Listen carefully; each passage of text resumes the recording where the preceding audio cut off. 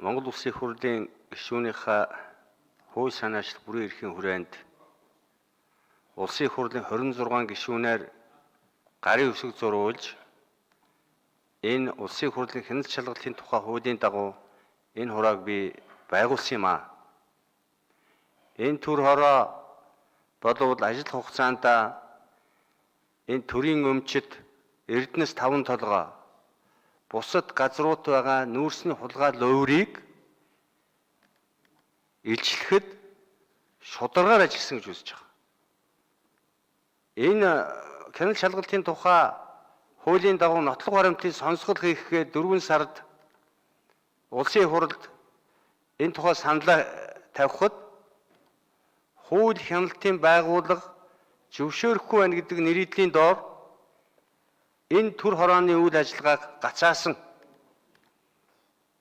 гацаасаар байгаад одоо хугацаанд дууссан гэдэг үндслээр тэр нотлох баримтын сонсголыг хийгээгүүд харамсаж байна. Энд бол олон одоо булхай луур илэрсэн тэр оптик гэрээг хөндөгдөөгүй гэмт хэрэг энэ замаар төрийн өмчийн эд хөрөнгийг завших хамгийн том луурын схем энд байсныг энэ төр хороо илрүүлсэн шүү. Хамгийн наазахын жишээ гэхэд л одоо хэний санаанд ч оромгүй юм байгаа шүү дээ.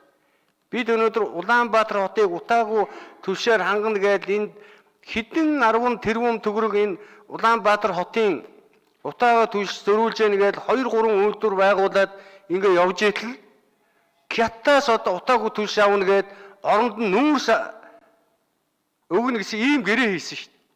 Гэхдээ энэнийг ер нь юу гэж ойлгох юм бэ? Тэгээ энэ асуудлыг Улсын их хурлд оруулахгүй хугацааг нь хойшлуулсан энэ би бас их хардлагын үүсгэж чинь гэж бодож байна.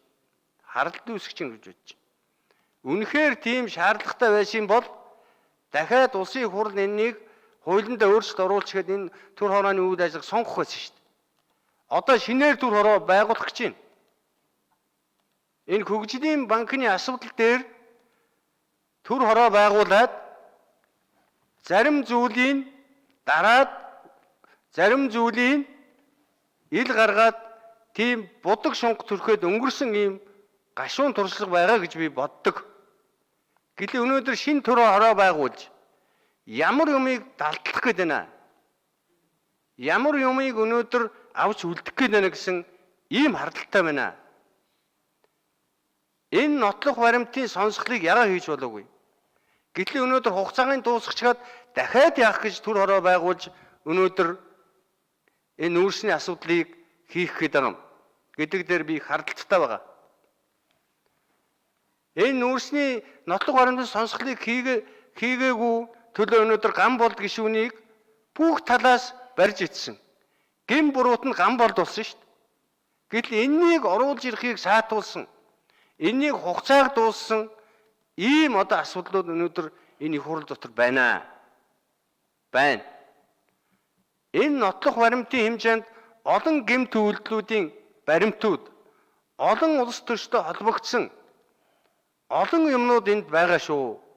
Энэ дараагийн төр хороо гэдэг байгуулагч одоо юу хийх гээд байгаа юм гэдэг дээр би их эргэлзэж байгаа. Бас их гайхаж байгаа. Ийм учраас энэ